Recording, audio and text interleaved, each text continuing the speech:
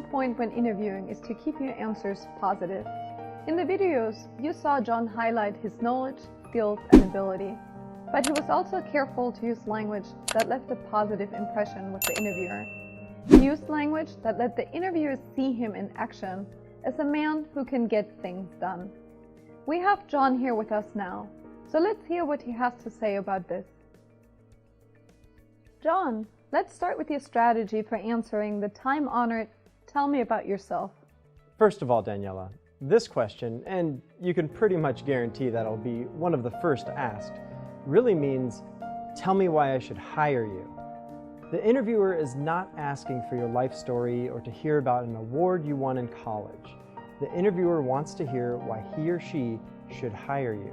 So, you have to sell yourself. But positive language means more than your words. It starts with the way you sit, the way you present yourself, the way you speak. At United Health, I'm interviewing for a senior management position, so I have to speak with authority. Customer service is key to the job, so I want to make sure I connect with the interviewer. I do that through the way I speak, the eye contact I make, and the way I use my voice. Go back and watch my response. You'll hear energy in my voice. You'll see enthusiasm in my eyes. You'll see I smile, I'm selling myself, and I'm excited about the product. Alright, so you're talking about being positive in your use of body language and vocal variety. That makes sense. What else? You say you're selling yourself. How? The interviewer has a job to fill. Your strategy should aim at persuading the interviewer that you're a good fit for the job. That's easy to say. Think about something simple like buying a pair of shoes. A salesperson will show you 5 different pairs of shoes. They're all in your size, but that doesn't mean they all fit. Do they fit the unique shape of your foot?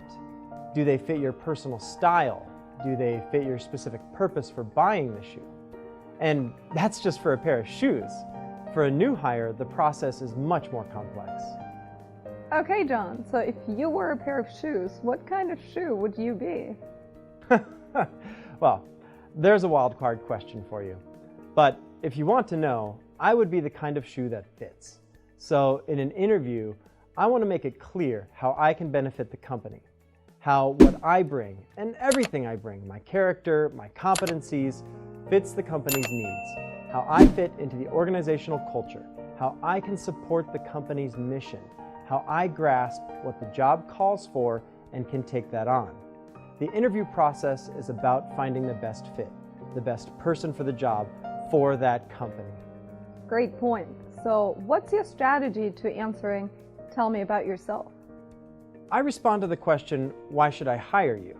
So I briefly highlight my experience and skills and emphasize how these tie into the requirements of the position. I've found that the best way to do this is to focus on those key competencies I can demonstrate that will best fit the organization. For United Health, I chose my competencies in managing time, budgeting resources, and keeping clients happy. And once you have those established, where do you go from there? After you point out the key competencies, then you give some examples of how you demonstrate those competencies. From there, you move to how you would benefit the company, and then your expected professional development. And then I like to close with a question back to the interviewer. Very nice. I like the structured response. It's easy to translate to any interview context. Let's move on to a different question. If the interviewer asks you directly, what makes you the best candidate? What's your strategy there? During my preparation, I've already identified what I think are the top 3 competencies a winning candidate should be able to demonstrate.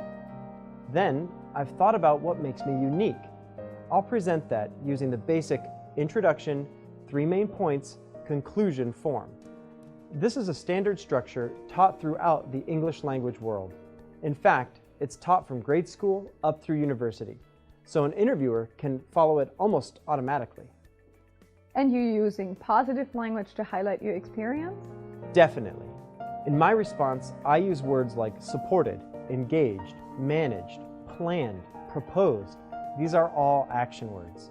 For example, instead of saying, I was responsible for a multi-million-dollar project, I say, I managed a multi-million-dollar project.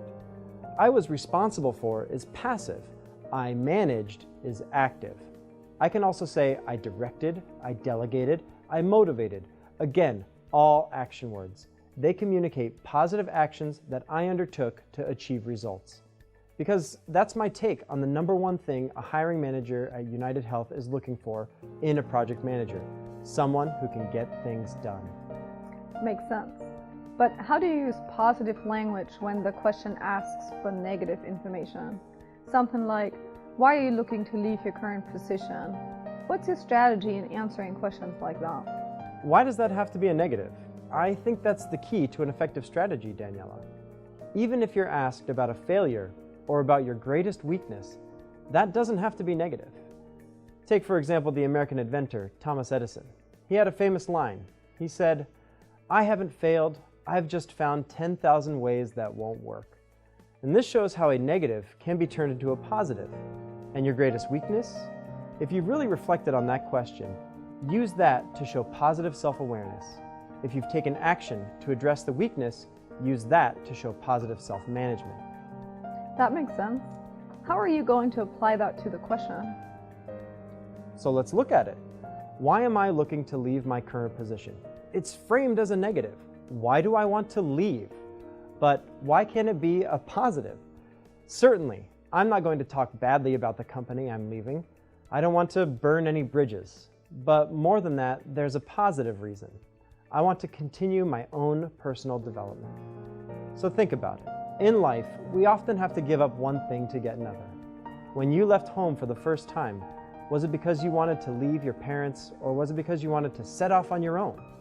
You had to let one thing go to grab hold of another. So that's my strategy here. I'm leaving behind a great company with great people where I learned a lot and had great experiences. That's how I choose to think about it. That's the attitude I choose.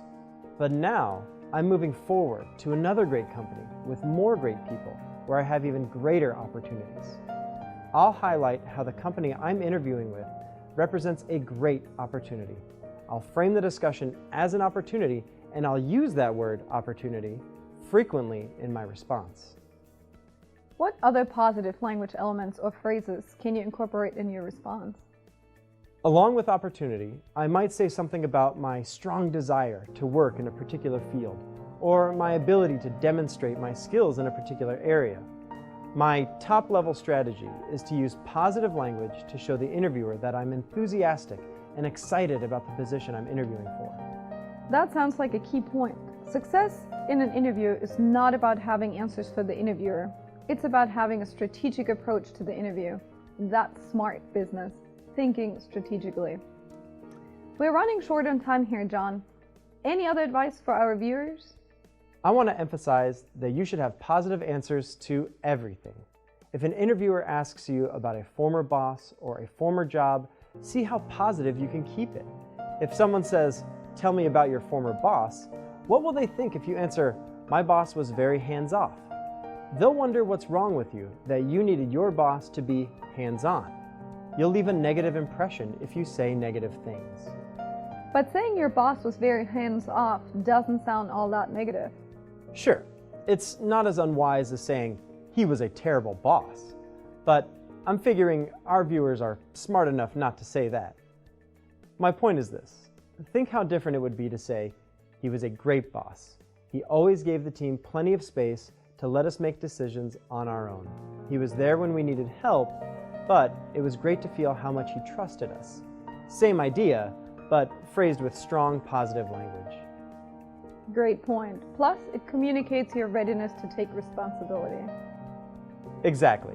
It's positive and business savvy. Here's another example. A friend of mine just landed a great job, but he didn't finish college and he was a little worried about that. He knew he'd get questioned on it. We talked it out and I pressed him to think positively. He got frustrated with me and he finally blurted out, "I just wanted to get out and do things. College bored me." So I told him, "That's great. Now position that truth as a benefit to a company." He finally came up with something along the lines, "I like to be out there doing things. I finished several semesters, but I wanted to get more done. And that's what my bosses have always said about me. I'm a guy who gets things done." And that's what I mean. He's being truthful, but also positive and business savvy. Excellent. That's a great example. Before we go, I do want to say, remember you're talking to a specific company, so do your research ahead of time. Then you can keep the interview positive and make sure you steer it in the right direction, the company's needs, and how you can help. Great advice, John. That's all for this lesson. We'll see you in the next video.